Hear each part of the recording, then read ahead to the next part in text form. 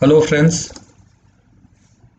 आप सबका स्वागत है रिमोट सेंसिंग के सेकंड लेक्चर के अंदर। आज के लेक्चर में हम फंडामेंटल्स ऑफ रिमोट सेंसिंग या basic principles of remote sensing के ऊपर चर्चा करेंगे।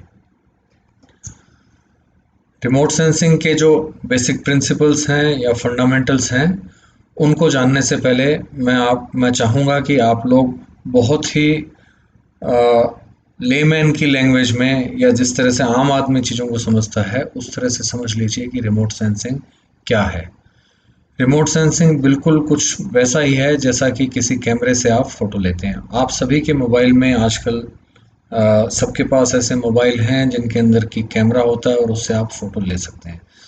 तो जब आप फोटो लेते हैं अपने किसी साथी का या किसी सीनरी का, तो आपका कैमरा उस चीज़ के संपर्क में नहीं आ रहा है, उस वस्तु से थोड़ी दूरी के ऊपर है। तो इसी को कहते हैं कि दूर या रिमोट। संवेदन का अर्थ है उसको सेंस करना या उसके बारे में जान लेना। इसका एक कॉन्ट्रास्ट मैं बताता हूँ आपको कि जब किसी को फीवर होता है या बुखार होता है तो डॉक्टर उसके बारे में जानकारी कैसे प्राप्त करता है कि व्यक्ति स्वस्थ है या नहीं। तो वह थर्मामीटर लगाएगा आपके मुंह में, आपको बोलेगा कि थर्मामीटर को आप 1 मिनट या 2 मिनट रखिए, और जो हीट वहाँ की है उससे थर्मामीटर में मरकरी का टेम्परेचर राइज करेगा और उसको जानेगा डॉक्टर। तो इस तरह से जब किसी वस्तु के बारे में या किसी व्यक्ति के स्वास्थ्य के बारे में जानकारी ली जाती है तो वह डायरेक्ट सेंसिंग है। इसी तरह यदि उनको डॉक्टर को और एडवांस जानकारी करनी है तो वो स्टेथोस्कोप से आपके चेस्ट की एग्जामिनेशन करेगा अथवा आपको ब्लड टेस्ट करवाने के लिए बोलेगा। ये सभी इंफॉर्मेशन आपके स्वास्थ्य के बारे में जानकारी जो प्राप्त की जा रही है उसमें डायरेक्ट सेंसिंग या डायरेक्ट इन्वॉल्वमेंट है ह्यूमन बॉडी के साथ, डॉक्टर के इंस्ट्रूमेंट का या किसी दूसरी प्रोब का। परंतु कैमरा जब किसी की तस्वीर लेता है तो डायरेक्ट कांटेक्ट में वह वस्तु वह कैमरा नहीं आ रहा। अब आप इस चीज़ के स्केल को बदलते हुए चीज़ों को समझने का प्रयास कीजिए। आपकी तस्वीर लेने की जगह जब हम भूगोल के अंदर अथवा किसी अन्य विज्ञान में रिमोट सेंसिंग की बात करते हैं तो वह वस्तु जिसकी तस्वीर ली जा रही है उस वह पृथ्वी है अथवा पृथ्वी का कोई हिस्सा है। यह हिस्सा एक बड़ा हिस्सा भी हो सकता है, कॉन्टिनेंटल स्केल पे फोटो ली जा सकती है, अथवा किसी एक सिटी की भी फोटो ली जा सकती है, या किसी रिवर बेसिन के स्केल का जो एरिया है, कोई प्रदेश है, उसकी तस्वीर ली जा सकती है। तो जब पृथ्वी की तस्वीर ली जाती है किसी कैमरे के द्वारा, तब टेक्निकली उस कैमरे को हम सेंसर बोलते हैं। और पृथ्वी के बड़े हिस्से की तस्वीर जब लेनी है किसी सिटी की अथवा किसी पूरे प्रदेश की या किसी महाद्वीप की अथवा किसी द्वीप की, तो वह कैमरा या सेंसर पृथ्वी से काफ़ी दूर होना चाहिए। तो इन कैमरे या सेंसर्स को पृथ्वी की सतह से लगभग 1000 किलोमीटर की ऊंचाई पर स्पेस में अवस्थित कर दिया जाता है, अपनी कक्षा के अंदर स्थापित कर दिया जाता है। एवं अपनी कक्षा से या अपने ऑर्बिट में घूमते हुए सैटेलाइट्स के ऊपर जो सेंसर माउंटेड होते हैं वो सेंसर पृथ्वी की तस्वीर या पृथ्वी की इस तस्वीर को टेक्निकली हम इमेज बोलते हैं। तो कैमरे को रिमोट सेंसिंग सेंसर बोला जाएगा रिमोट सेंसिंग की लैंग्वेज में टेक्निकली, और जो तस्वीर ली जा रही है उसको इमेज बोला जाएगा। आगे की क्लासों में हम ये भी जानेंगे कि तस्वीर में और इमेज में टेक्निकली थोड़ा फ़र्क होता है, परंतु इस इंट्रोडक्टरी लेक्चर में आप दोनों को एक दूसरे का सिनोनिम या लगभग एक दूसरे का समानार्थी शब्द समझ सकते हो। तो रिमोट सेंसिंग क्या है? रिमोट सेंसिंग अर्थ ऑब्जर्वेशन है, पृथ्वी की निगरानी है, पृथ्वी के बारे में, पृथ्वी का निरीक्षण है, पृथ्वी के स्थानों के बारे में जानकारी उनके संपर्क में आए बिना जानने का प्रयास है। आप लोगों में से जिन लोगों ने भी एरोप्लेन से ट्रेवल किया है और आप खिड़की के पास यदि बैठे हैं तो वहाँ से आप देख पाते हैं कि पृथ्वी के बहुत बड़े हिस्से को आप एरोप्लेन में देख पा रहे हैं, और एरोप्लेन लगभग पृथ्वी से 8 या 10 किलोमीटर की ऊंचाई पर उड़ रहा होता है उस स्थान से भी आपको बहुत बड़ा प्रदेश नज़र आता है, जिस तरह की किसी पक्षी को आ सकता है। तो इसको साइनोप्टिक व्यू, बर्ड्स आई व्यू भी कह सकते हैं। और सैटेलाइट जो हैं वो 10 किलोमीटर की ऊंचाई के स्थान पर लगभग 1000 किलोमीटर की ऊंचाई के ऊपर पृथ्वी से ऊपर अपनी कक्षा में स्थित होते हैं। अब उतनी ऊंचाई से जब पृथ्वी की वो इमेजिंग करते हैं, पृथ्वी की तस्वीर लेते हैं, उस प्रोसेस में क्या क्या फंडामेंटल या टेक्निकल स्टेप्स इन्वॉल्व हैं, उनको हम आज की इस लेक्चर में जानने का प्रयास करेंगे। तो रिमोट सेंसिंग को आप समझिए, यह एक अर्थ ऑब्जर्वेशन या पृथ्वी की निगरानी करने का विज्ञान है। कोई भी विज्ञान जो है उसके कुछ बेसिक प्रिंसिपल्स होते हैं। कई सोशल साइंटिस्ट रिमोट सेंसिंग को आर्ट भी कहते हैं। जिस तरह से फोटोग्राफी आर्ट है, उसी तरह से रिमोट सेंसिंग को भी कुछ इसके प्रैक्टिशनर्स साइंस के साथ साथ आर्ट भी मानते हैं। दोनों ही बातें अपने आप में उचित हैं। चलिए हम आगे बढ़ते हैं और वो 7 स्टेप्स जो इन्वॉल्व हैं या बेसिक फंडामेंटल्स जो हैं रिमोट सेंसिंग के, उनको जानने का प्रयास करते हैं। एक चीज़ आपको यहीं से मैं बता दूं, अक्सर ये सवाल आपकी परीक्षा में पूछा जाता है, रिमोट सेंसिंग के फंडामेंटल्स क्या हैं या रिमोट सेंसिंग के बेसिक प्रिंसिपल्स क्या हैं। उन सवालों का यही जवाब है। और आज के इस लेक्चर में जिन जिन चीज़ों के बारे में आप जानोगे, वो शायद आपके सिलेबस की 5 यूनिट्स में धीरे धीरे कवर होगा। तो आज का लेक्चर इस पूरे के पूरे साल के अंदर रिमोट सेंसिंग के पेपर में जो जो चीज़ें सीखोगे, उनको छोटे छोटे स्टेप्स में आपको बताया जा रहा है। 7 अलग अलग पार्ट्स में इसको ब्रेक करके आपको आप तक ये सूचना मैं पहुंचाने का प्रयास कर रहा हूँ। ये जो तस्वीर या ये जो स्केच आप देख रहे हैं, इसके अंदर आप देख सकते हैं कि एक जगह सूर्य है जिसके पास में ए लिखा हुआ है, बी सूर्य से आती हुई सौर ऊर्जा या सूर्य का प्रकाश है, और वो स्पेस में से होते हुए आकर हमारे एटमॉस्फेयर में एंटर कर रहा है। सी से तात्पर्य पृथ्वी के धरातल से है। बी से तात्पर्य एटमॉस्फेयर से था। तो यदि प्रकाश सूर्य से आ रहा है तो भी वो एटमॉस्फेयर से हमारे वायुमंडल से पास करेगा। अथवा डी स्थान पर आपको एक सैटेलाइट दिख रहा है, इस सैटेलाइट से भी कुछ ऊर्जा का उत्सर्जन हुआ है, जिसको पुनः हम एटमॉस्फेयर से जाते हुए बी में देख पा रहे हैं। सी से जो जो ऊर्जा सूर्य से आई थी अथवा सैटेलाइट सेंसर से आई थी, सी यानी पृथ्वी की सतह, धरातल, कोई पहाड़ हो सकता है, महासागर हो सकता है, खेत हो सकता है, शहर हो सकता है सी, अथवा कोई जंगल हो सकता है। वहाँ से जो एनर्जी रिफ्लेक्ट होकर वापस गई, वह सैटेलाइट में कैप्चर हुई, सैटेलाइट के सेंसर के द्वारा कैप्चर हुई। इसको हमने डी से सिंबलाइज किया है। तो डी पर जो भी प्रक्रिया हो रही है, वह लगभग आप अपने कैमरे से जब अपने किसी साथी की तस्वीर खींचते हैं या किसी भूदृश्य की अथवा किसी सीनरी को, सनसेट की आप जब फोटो ले रहे हैं, तो डी स्थान के ऊपर आप खड़े हैं और आपके हाथ में कैमरा है और तस्वीर को खींचा जा रहा है। अब आप ई की तरफ आइए। सैटेलाइट का जो सेंसर है, वह अपने पास से जो भी उसने तस्वीर को कैप्चर किया या उसने जो इमेज को लिया, उसकी सूचना को इलेक्ट्रॉनिकली किसी एंटीना की तरफ भेज रहा है जो पृथ्वी के ऊपर स्थित है। सैटेलाइट सेंसर, सैटेलाइट चूंकि पृथ्वी के चारों ओर घूमते रहते हैं, तो अक्सर जिस स्थान पर वो सूचना भेजने चाहते हैं वो उनके डायरेक्ट कांटेक्ट में नहीं होता, यानी पृथ्वी के दूसरी साइड में सैटेलाइट चला गया होता है। तो वह किसी अन्य सैटेलाइट जिसको कि वह अंतरिक्ष में देख पा रहा है, पृथ्वी पर इलेक्ट्रॉनिकली सूचना भेजने की जगह उस सैटेलाइट को भेज सकता है और वहां से ग्राउंड स्टेशन के ऊपर सूचना आ सकती है।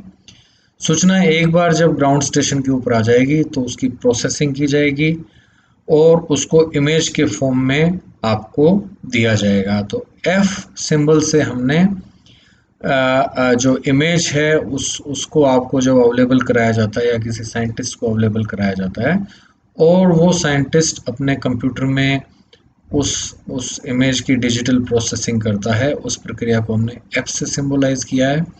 और जी से हमने सिंबलाइज किया है कि जब एक प्रकार बार वो सारी सूचनाएं जो कि किसी इमेज से प्राप्त की गई उस डेटा को समझ लिया गया, तो क्या उसको किसी जीवन के उपयोगी क्षेत्र में काम में लाया जा सकता है, जैसे कि फॉरेस्ट मैनेजमेंट, फ्लड की मॉनिटरिंग, वेदर फोरकास्ट, कृषि क्षेत्रों की मॉनिटरिंग, आपके जल संसाधनों की मॉनिटरिंग। तो ये 7 स्टेप्स हैं। चलिए हम इनके बारे में डिटेल से जानने का एक प्रयास करते हैं। तो फिर से ब्रीफली देखिए, रिमोट सेंसिंग एक साइंस है अथवा आर्ट है जो पृथ्वी की सतह के बारे में सूचनाएं एकत्र करने का माध्यम है, बिना उसके डायरेक्ट संपर्क में आए, यानी बिना पृथ्वी की सतह को टच किए। ये किस प्रकार से किया जाता है? बाय सेंसिंग रिकॉर्डेड रिफ्लेक्टेड और एमिटेड एनर्जी। मैं आगे के लेक्चर में आपको बताऊंगा कि रिफ्लेक्टेड एनर्जी या एमिटेड एनर्जी में क्या फ़र्क होता है, पर महत्वपूर्ण बात इसमें है कि सेंस करना है या इमेज को कैप्चर करना है, रिफ्लेक्टेड एनर्जी से है या एमिटेड एनर्जी से। फिर उसको प्रोसेस करना है। प्रोसेस करने में कंप्यूटर के कई स्टेप्स होंगे सॉफ्टवेयर के। उसके बाद एनालाइज करना है, यानी जो इन्फॉर्मेशन प्रोसेस कर ली गई है इमेज में, उसके अलग अलग हिस्सों को केयरफुली देखना है, समझना है, एनालाइज करना है और फिर उस इन्फॉर्मेशन को अप्लाई करना है। सो रिमोट सेंसिंग में मूलतः इंसिडेंट रेडिएशन और target of interest. Incident radiation से तात्पर्य सूर्य ताप, टारगेट है पृथ्वी की सतह। आइए फर्स्ट या ए, एनर्जी सोर्स और इल्यूमिनेशन। रिमोट सेंसिंग की जो सबसे पहली रिक्वायरमेंट है वो कोई ऐसा एनर्जी का सोर्स चाहिए जो पृथ्वी की सतह को इल्यूमिनेट कर सके, प्रकाशमय कर सके। इस सोर्स ऑफ सबसे जो महत्वपूर्ण सोर्स ऑफ एनर्जी हमारे पृथ्वी को मिलती है वो सूर्य से मिलती है। सूर्य से आने वाली रोशनी या सूर्य ताप जो है वही रिमोट सेंसिंग के लिए सबसे बड़ा एनर्जी का सोर्स है। सूर्य से आने वाली ऊर्जा पृथ्वी के सतह के अलग अलग हिस्सों में टकराती है और वहाँ से रिफ्लेक्ट या स्कैटर होकर वापस एटमॉस्फेयर में फैल जाती है और स्पेस में निकल जाती है। इस रिफ्लेक्टेड या स्कैटर एनर्जी को सैटेलाइट का जो सेंसर है वह कैप्चर करता है। तो फर्स्ट फंडामेंटल रिमोट सेंसिंग का जो है वो एनर्जी का सोर्स या इल्यूमिनेशन है। Second, radiation and the atmosphere. सूर्य से आने वाला जो रेडिएशन है या सौर ऊर्जा है उसको इलेक्ट्रोमैग्नेटिक रेडिएशन भी टेक्निकली बोला जाता है। हम फ्यूचर के लेक्चर में इलेक्ट्रोमैग्नेटिक रेडिएशन की डिटेल से स्टडी करेंगे और उसकी प्रॉपर्टीज़ को जानेंगे, जो कि रिमोट सेंसिंग को जानने या इस साइंस को प्रैक्टिस करने के लिए बहुत ज़रूरी है, क्योंकि इलेक्ट्रोमैग्नेटिक रेडिएशन पर ये डिपेंड करती है। तो वह टॉपिक एक फ्यूचर की क्लास के लिए। यहाँ पर यह जानना महत्वपूर्ण है कि सूर्य से जब इलेक्ट्रोमैग्नेटिक रेडिएशन आएगा तो पहले वह सूर्य से रवाना होगा, स्पेस के थ्रू ट्रेवल करेगा स्पेस और आप यह भी जान लीजिए कि सूर्य हमारे से कई करोड़ किलोमीटर दूर है। सूर्य की जो रोशनी है या इलेक्ट्रोमैग्नेटिक रेडिएशन है या लाइट है वह लगभग 3 लाख किलोमीटर एक सेकंड के अंदर चलती है, तो उसकी स्पीड बहुत ज़्यादा है। यह रेडिएशन जब स्पेस को क्रॉस करके हमारे एटमॉस्फेयर में एंटर करता है और पृथ्वी की सतह तक आता है, तब तक इस रेडिएशन और एटमॉस्फेयर के बीच में कई तरह की अंतरक्रिया होती है। तो सबसे इसमें इम्पोर्टेंट जो चीज़ है वो है कि सोलर रेडिएशन का कुछ पार्ट, जिसको कि हम अल्ट्रावायलेट रेज या एक्स रेज कहते हैं, उनको हमारा एटमॉस्फेयर अवशोषित कर लेता है एवं बचे हुए रेडिएशन को ही पृथ्वी की सतह तक आने देता है।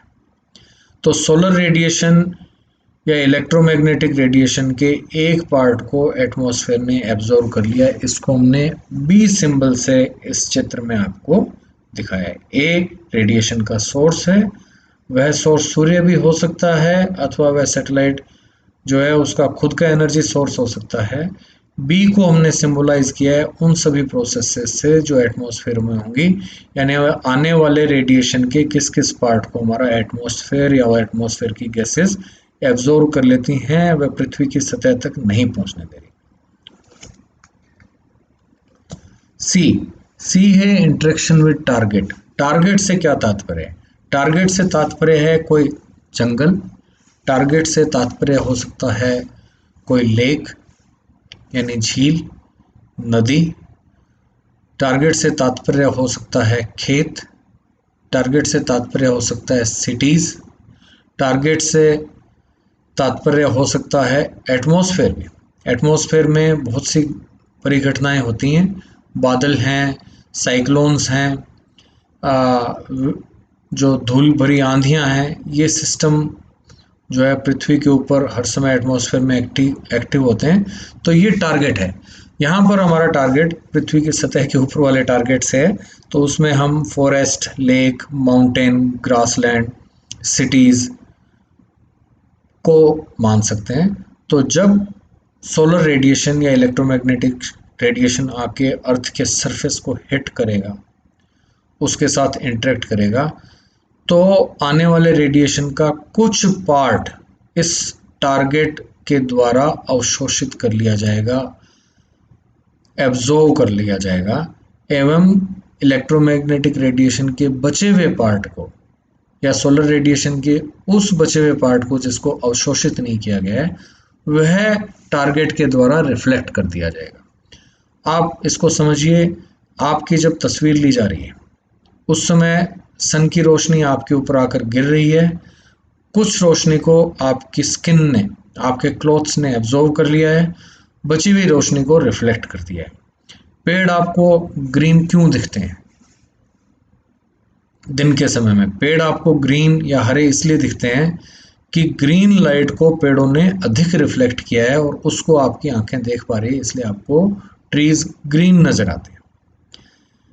कोई चीज आपको रेड इसलिए नजर आ रही है कि उस वस्तु या उस सतह ने रेड लाइट को ज़्यादा रिफ्लेक्ट किया है और दूसरी लाइट्स को ज़्यादा एब्जॉर्व किया है, इसलिए वो चीज़ आपको रेड दिखाई देगी। तो टारगेट जो है उसके साथ आने वाले सोलर रेडिएशन, जो टारगेट है वो अपनी प्रॉपर्टीज़ के द्वारा आने वाले रेडिएशन के कुछ हिस्से को एब्जॉर्व करेगा, कुछ हिस्से को रिफ्लेक्ट करेगा। जो हिस्सा रिफ्लेक्ट हुआ वह रिमोट सेंसिंग में उस वस्तु के बारे में जानकारी प्राप्त करने के काम आता है। तो ये टारगेट के साथ का इंटरेक्शन है। चौथा है डी पार्ट, यानी रिमोट सेंसिंग सैटेलाइट का जो सेंसर है, जिसको हम हमारी आम लैंग्वेज में कैमरा कह सकते हैं, उसके ऊपर लाइट जब रिफ्लेक्ट होकर जाएगी तो वहाँ पर उसको रिकॉर्ड किया जाएगा, यानी एक तस्वीर या इमेज के रूप में उसको स्टोर कर लिया जाएगा। अब ये जो स्टोर्ड इंफॉर्मेशन है या सोलर रेडिएशन का वो पार्ट जो सूर्य से रवाना होने के बाद में बी लेवल ए से रवाना होकर बी लेवल पर आया, तो उसमें से आपको अल्ट्रावायलेट रेडिएशन या एक्स रेज का रेडिएशन का लॉस हो गया है।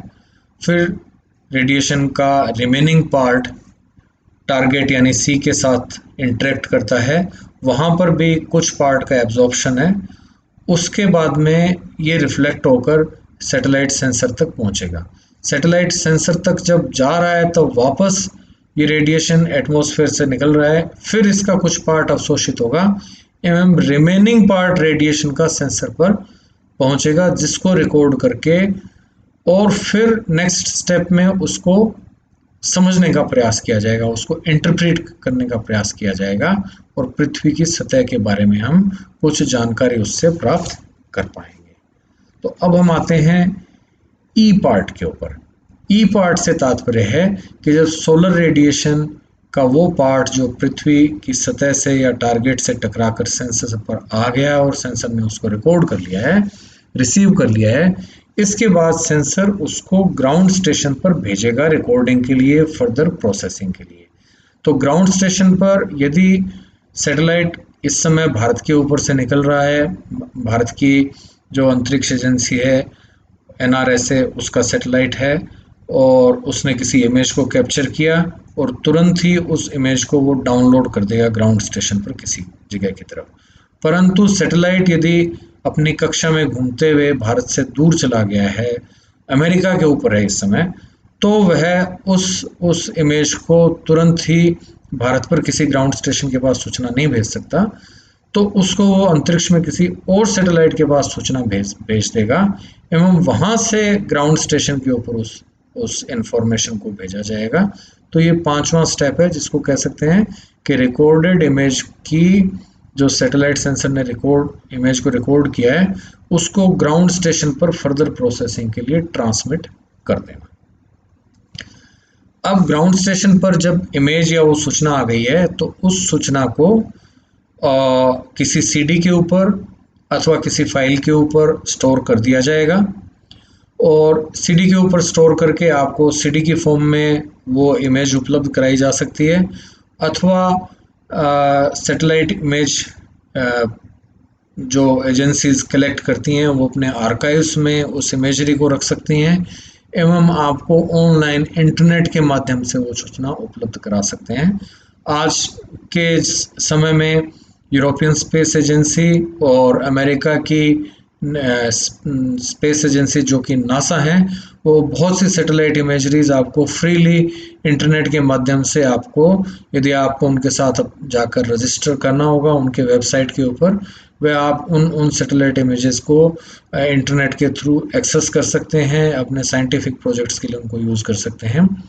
भारत की इसरो सैटेलाइट इमेजरी की एजेंसीज या स्पेस प्रोग्राम का जो मंत्रालय है, वह भी भारत के रिमोट सेंसिंग सैटेलाइट से के द्वारा जो इमेजेस कैप्चर की गई हैं उनको डिस्ट्रीब्यूट करता है। कुछ एरियाज़ की इमेजेस आपको फ्रीली अवेलेबल हैं एवं यदि आपको बहुत ज़्यादा अमाउंट में इमेजेस चाहिए तो आपको एप्लीकेशन अप्लाई करना पड़ता है इसरो के पास में, और उन इमेजेस को भी आप प्राप्त कर सकते हैं।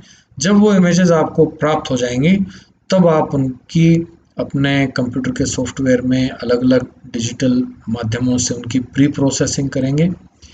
प्रोसेसिंग करने के बाद वो डेटा एक ऐसी स्टेज में आएगा जब आपको उसको इंटरप्रेट कर सकते हैं। तो ऐप से तात्पर्य है कि जो इमेजरी आपको मिली है इंटरनेट के माध्यम से अथवा किसी सीडी के माध्यम से, उसको आपने अपने रिमोट सेंसिंग सॉफ्टवेयर के द्वारा आप उसको प्रोसेस करना चाहते हैं डिजिटली या इलेक्ट्रॉनिकली, जिससे कि जिस प्रकार की सूचना में आपका इंटरेस्ट था पृथ्वी के सतह के बारे में या उस टारगेट के बारे में, उसके बारे में आप जान सकें। एवं फाइनली जो सूचनाएं निकली हैं उनको किसी अप्लाई किया जाता है रियल लाइफ प्रॉब्लम्स में। फॉर एग्जांपल किसी स्थान पर फ्लड आ गया है एवं जिला प्रशासन अथवा सरकार जानना चाहती है कि कौन से वर्स्ट फ्लड इफेक्टेड एरियाज हैं, तो चाहेंगे कि किसी सैटेलाइट इमेजरी यदि रियल टाइम में उनको उपलब्ध हो सके और उसको देख के वो उन जगहों को चिन्हित कर सकें जहां पर कि सहायता भेजना बहुत ही जल्दी सहायता भेजना बहुत आवश्यक है, अथवा कहीं पर अर्थक्वेक आ गया है तो कौन से रास्ते खुले हैं, कौन से रास्ते ब्लॉक हो गए हैं, कहाँ पर बिल्डिंग्स का नुकसान ज़्यादा हुआ है, उन जगहों को, क्योंकि जितना जल्दी प्रशासन के लोग उन जगहों को चिन्हित कर पाएंगे उतना ही जल्दी वहाँ पर सहायता पहुँचवाई जा सकती है। तो ये तो डिजास्टर से संबंधित बातें हैं। हम कुछ अन्य चीज़ों की बात भी कर सकते हैं। फॉर एग्जांपल वे सभी नदियां जिन पर कि बांध बना दिए गए हैं, तो बांध के पीछे की झील में पानी इकट्ठा होता है। इस पानी का उपयोग सिंचाई के लिए, ड्रिंकिंग वाटर सप्लाई करने के लिए एवं जल विद्युत बनाने के लिए किया जाता है। तो किसी साल हम जानते हैं मानसून के समय बारिश अधिक होती है, कुछ सालों में ड्राउट होता है, बारिश कम होती है। तो सैटेलाइट के द्वारा ली गई तस्वीरों से वैज्ञानिक या वाटर रिसोर्सेज के मैनेजर काफ़ी आसानी से जान पाते हैं कि कितने और दिन का पानी बांध के पीछे की झील में उपलब्ध है। इसी तरह से एग्रीकल्चरल एरियाज़ या फॉरेस्ट की भी मॉनिटरिंग की जा सकती है। उनकी मॉनिटरिंग करने के लिए सैटेलाइट इमेजेस को यूज़ किया जा सकता है। अर्बन एरियाज़ की प्रॉब्लम्स को सॉल्व करने के लिए या प्लानिंग करने के लिए भी सैटेलाइट इमेजेस का काफ़ी प्रयोग किया जाता है। तो डियर स्टूडेंट्स, आज के लेक्चर में मैं इतनी ही चीज़ें बताना चाहूँगा, परंतु यदि आपको ये लेक्चर मुश्किल लगा है तो आपको घबराने की या चिंता करने की बिल्कुल भी आवश्यकता नहीं है। हम इन सारे 7 स्टेप्स को में से प्रत्येक स्टेप को कई कई लेक्चर्स के माध्यम से डिटेल में जानेंगे, और ये मुश्किल बिल्कुल भी नहीं है, काफ़ी आसान है। आप सब लोग, मुझे पूरा विश्वास है, बहुत अच्छी तरह से रिमोट सेंसिंग को समझ पाएंगे और अपनी स्टडीज़ के लिए इन टूल्स को, अपनी रिसर्च के लिए, या जिन लोगों को रिसर्च नहीं करनी परंतु ज्योग्राफी हम सब लोग पढ़ते हैं, तो हम हमारे प्लेनेट के बारे में, हमारे सिटीज़ के बारे में, हमारे सराउंडिंग एनवायरनमेंट्स के बारे में यदि हमें ऐसे सूचनाएं मिलती हैं और यदि हम उनका उपयोग करके हमारे पर्यावरण के संरक्षण में योगदान दे सकें, हमारे आसपास के एरियाज़ को सुंदर बनाने में, उनको सस्टेनेबल बनाने में योगदान दे सकें, उस सब काम के लिए रिमोट सेंसिंग इमेजेस इस्तेमाल की जा सकती हैं। रिमोट सेंसिंग इमेजेस के अलावा और भी बहुत से साधन इन कार्यों के लिए इस्तेमाल होते हैं, परंतु इमेजेस भी एक महत्वपूर्ण सोर्स है अर्थ के अलग अलग हिस्सों के बारे में जानकारी लेने का। तो इस लेक्चर को सुनने के लिए आप सब लोगों का बहुत बहुत धन्यवाद। मैं चाहूँगा कि आप अपने फीडबैक इस बारे में भेजें, और आपके फीडबैक्स को देख के मैं आगे के इस वीक के लेक्चर्स को अकॉर्डिंगली प्लान करूँगा। फीडबैक से मैं सबसे महत्वपूर्ण चीज़ जो मैं चाहूँगा आप बताएं कि आप क्या चीज़ें फॉलो कर पा रहे हैं या क्या नहीं कर पा रहे हैं। आप उनको हमारे ग्रुप के अंदर अपने कमेंट्स लिख सकते हैं, और मेरा प्रयास रहेगा कि जैसे जैसे हमारी क्लासेस आगे बढ़ेंगी आपके सारे डाउट्स को मैं क्लियर कर सकूं। मैं प्रयास करूंगा रिमोट सेंसिंग की एक बुक भी आपके साथ आज शेयर करने की, उसका पीडीएफ का लिंक शेयर कर दूंगा। आपको हो सकता है एक बार वो बुक मुश्किल लगे देखने में, मगर मुश्किल नहीं है। हम उसके स्पेसिफिक पार्ट्स की स्टडी करेंगे इस क्लास के लिए, और वो मैं आपको बताता रहूँगा। इस बुक के अलावा और भी इम्पोर्टेंट लिंक्स मैं धीरे धीरे लेक्चर के अंदर आप सबके साथ शेयर करता रहूँगा। तो आपके फीडबैक्स का मुझे इंतज़ार रहेगा। आज के लिए बस इतना ही। धन्यवाद।